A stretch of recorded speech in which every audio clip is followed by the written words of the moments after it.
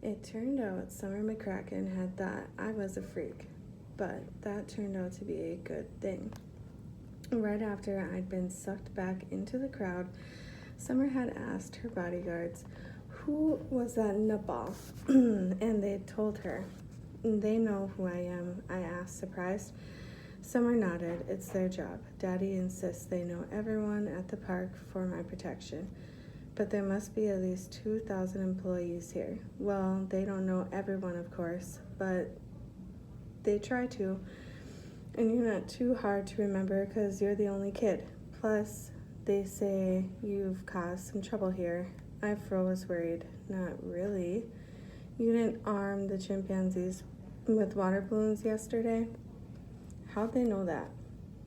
They get debriefed by park security, Summer said. Apparently, you also taught the sea lions to make rude noises during their show. The show needed some comedy. Even the trainers thought it was funny and started a rumor that the hot dogs here are made of whatever animals died recently. That was an accident. I was joking and someone believed me. Whatever. Point is, my shadows told me to steer clear of you, which is why I'm here. We were seated on a small patch of grass behind the Gorilla Grill, not far from the restaurant's dumpsters.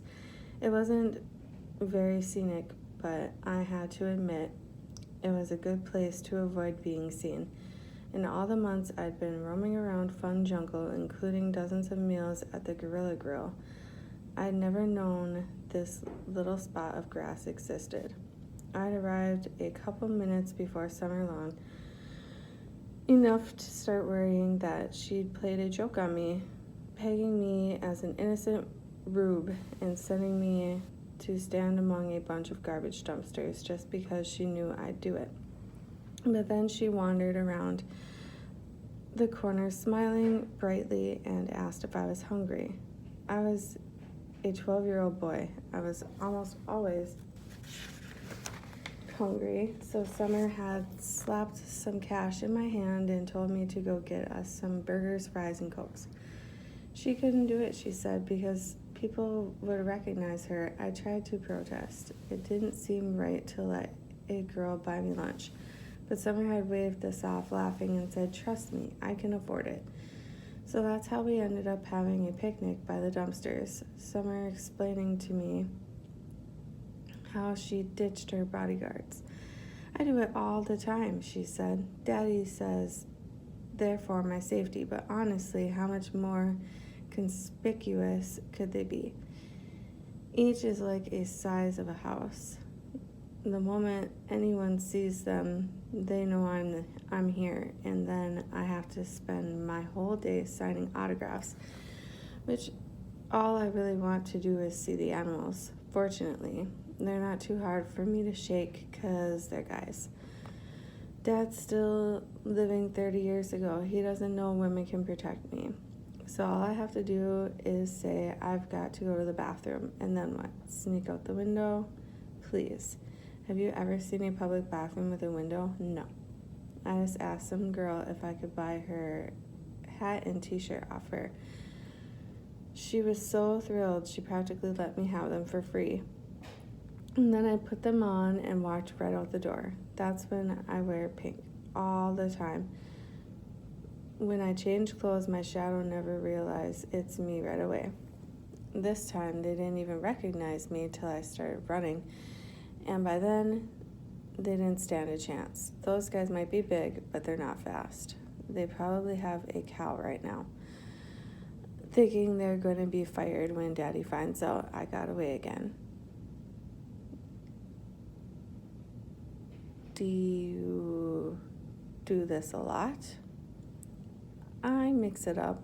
If I do it too often, they'll put me under lockdown at home. So I play the good girl for a couple weeks, then let them think I've reformed. And then, once they drop their guard, I bolt. Think they've called your dad? Not today. Daddy's in India on business. It's the middle of the night there, and the last thing anyone wants to do is wake Daddy to tell him they screwed up. Besides, They know I'll come back, I always do. So give me the scoop on the dead hippo.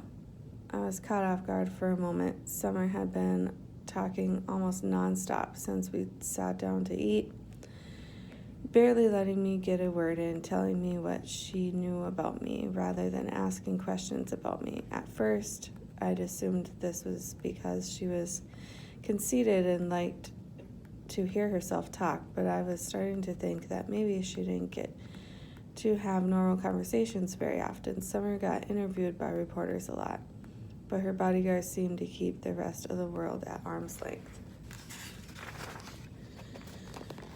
And now suddenly she was looking at me expectantly, waiting for me to talk. So I told her everything about finding Henry dead, sneaking into the autopsy, Doc's murder theory, how I'd call the police to no avail, the heel print outside the trailer, right up to how I'd been scoping out Hippo River. I was nervous at first, worried she'd think I was some loser with an overactive imagination, but she seemed really into what I had to say. Summer didn't simply listen the way Mom had, though. She interrupted me constantly, and yet it wasn't annoying the way it was when most people interpreted. It was kind of fun because Summer had some ideas and asked lots of smart questions. She turned out not to be self-absorbed at all. Instead, she was interested in all sorts of things. She was fascinated by my mother's work, forcing me to go off on a whole digression about her research.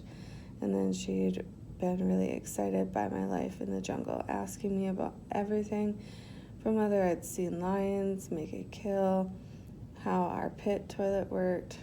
By the time I finally finished my story, over an hour had slipped by, and I had to keep reminding myself that this was Summer McCracken I was sitting there talking to, because she didn't really seem much like the girl in the pictures of the supermarket checkout magazines. Instead, she seemed like, well, a friend. I hadn't had many friends my age.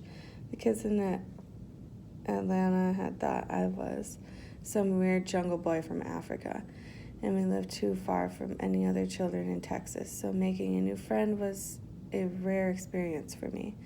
After my story was done, Summer nodded thoughtfully, taking it all in, and then said, I know how to get into Hippo River. For maybe the 200th time since meeting her, I was thrown. You mean you want to help me find what killed Henry? Well, it's either that or go back home and watch TV. I don't know if you've noticed, but except for Fun Jungle, this area is awfully boring. Summer smiled, and I couldn't help but smile back. I couldn't believe that she was offering. Summer probably had hundreds of friends, and there must have been thousands of people who would have given anything to spend time with her. And yet, there she was, offering to help me investigate. Any concern I'd had about getting into Henry's pool quickly drained away. I wasn't alone in this anymore. This was going to be fun. Hidden in the lush landscaping around Hippo River was a door. It was how the zookeepers and maintenance workers accessed the hippo enclosures. I had known it was there. All the animal exhibits had an entry door tucked away somewhere, but I'd assumed it was impossible to get through. There was a high security on all the exhibits at Fun Jungle, partly to keep the animals in, but more importantly, to keep humans out. Mom had told me plenty of stories about people breaking into zoo exhibits. When she'd worked at the Bronx Zoo, people routinely tried to steal animals, which were worth a lot of money in the exotic pet market.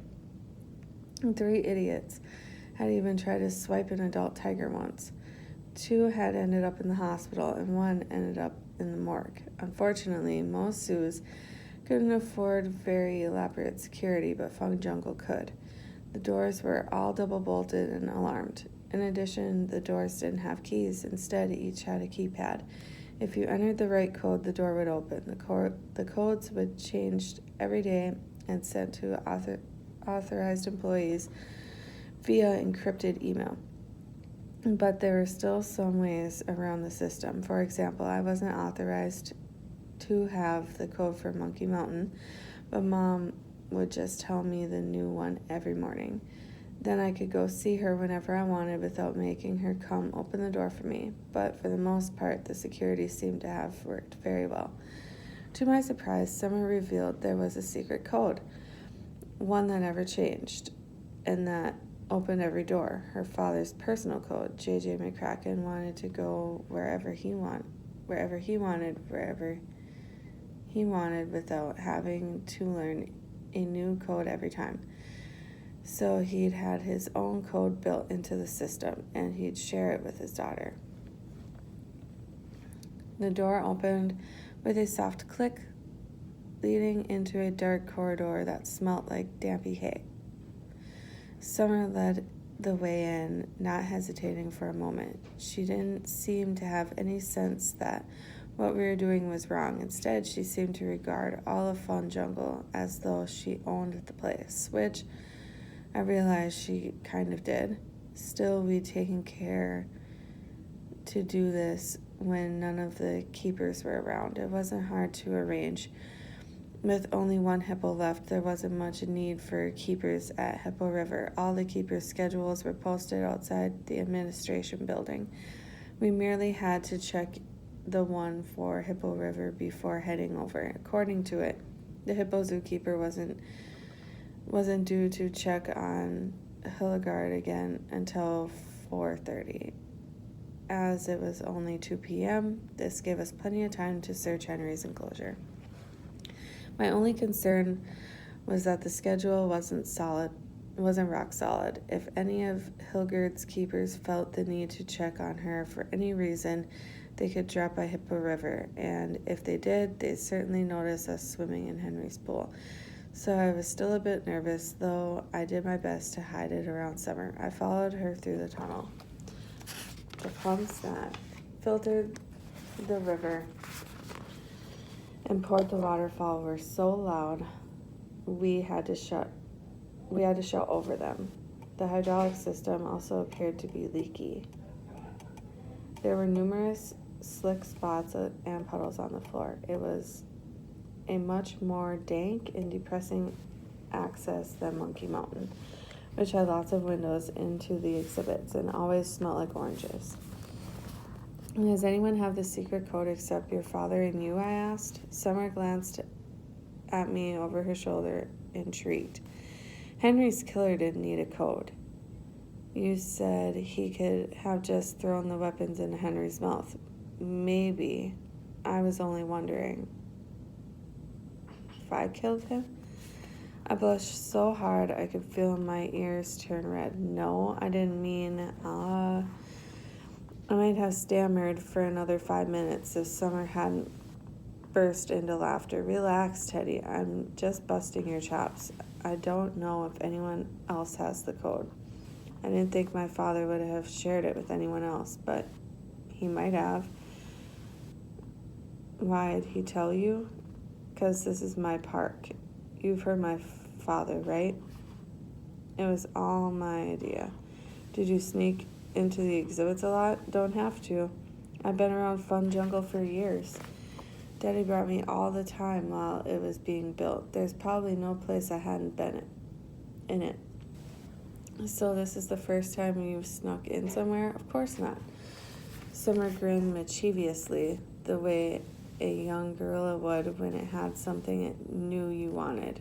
Before I could ask her to elaborate, she ducked through a doorway. Here we go, she said. I followed her into the darkest room yet. It smelled like mold. There were several large bins inside. Summer was already digging into the first, pulling out what looked like a long, transparent hose. Come on, she said. Time to go swimming. The bins held a variety of equipment to let keepers and maintenance men access the hippo's water.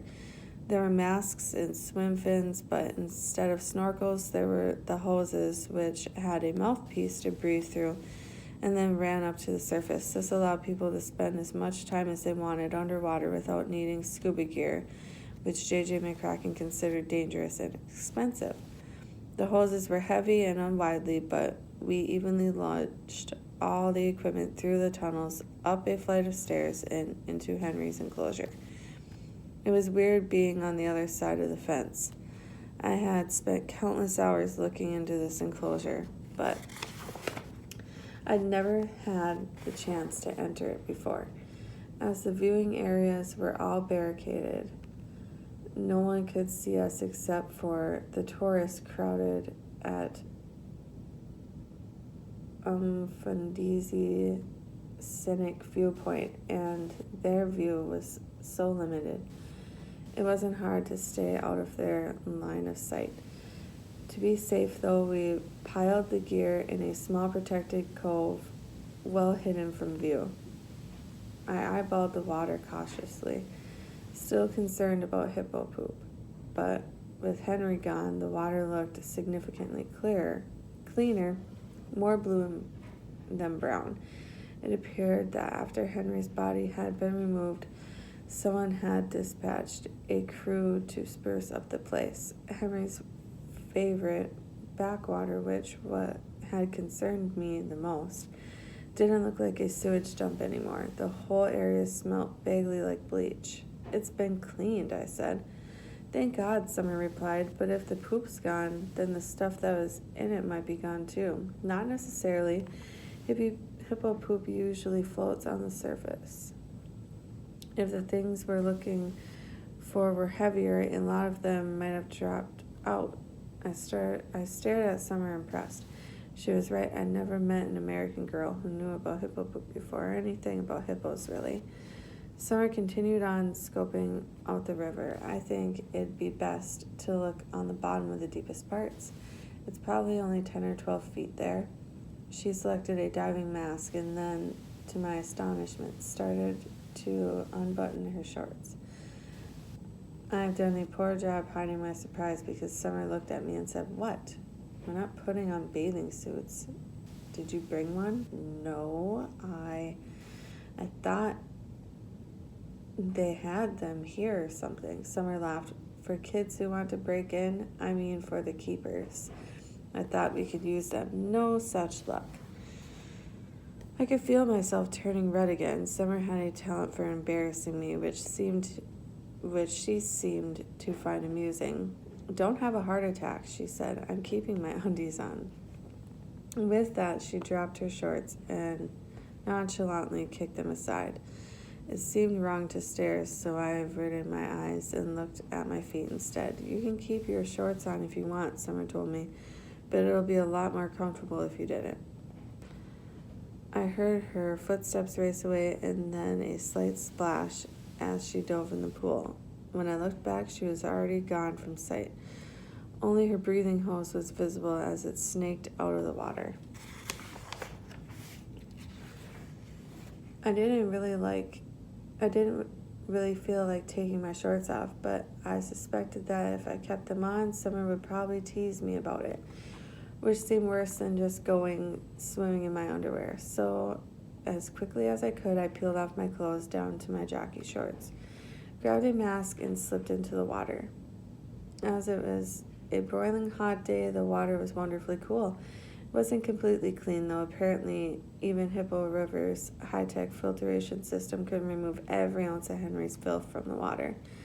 I could see my hands in front of my face in the glimmer of the glass viewing wall, not too far from the distance, but that was it. The edges of the enclosure were obscured in a light haze of what I hoped was natural sediment and not leftover hippo poop. Summer had already vanished into the murk. The air tasted stale, like water from a garden hose, but it was easy to breathe. I kicked for the bottom and found it closer than I'd expected. It was cement, flecked with occasional piece of brown gunk. I wasn't sure what the brown gunk was, but opted not to examine any of it. Something metal clinked nearby. Excited, I swam over to inspect it, thinking it might be the murder weapon. Instead, it turned out to be a metal groove fitted into the bottom of the tank. The edges were steel, with a gap of perhaps half an inch between them.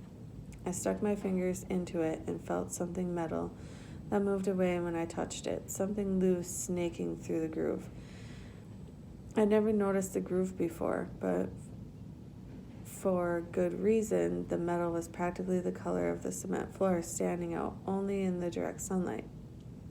It was probably invisible from any of the above water vantage points, and the glass wrapped the view too much to make the bottom visible from the underwater viewing areas.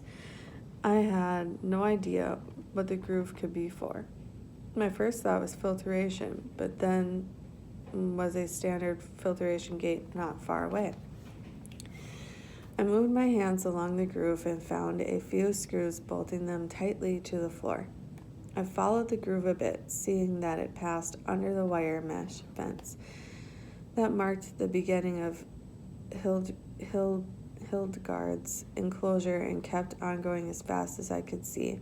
It seemed to be following the path of the river itself, as though it ran the entire length of the exhibit. In the distance, the massive shape of Hildegard's hippo pranced with surprising grace along the aquarium floor. My mesh went cold. You weren't supposed to swim with hippos.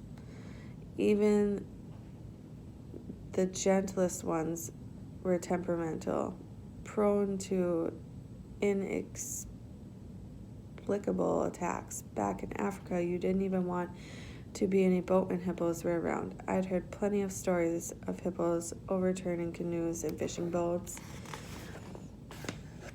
then assaulting whoever had been in them.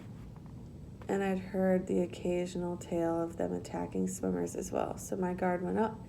Even though the wire mesh was between Hildegard and me, Fun Jungle claimed the mesh had been designed to withstand the attack of a 4,000-pound hippopotamus, but then engineering had been known to fail.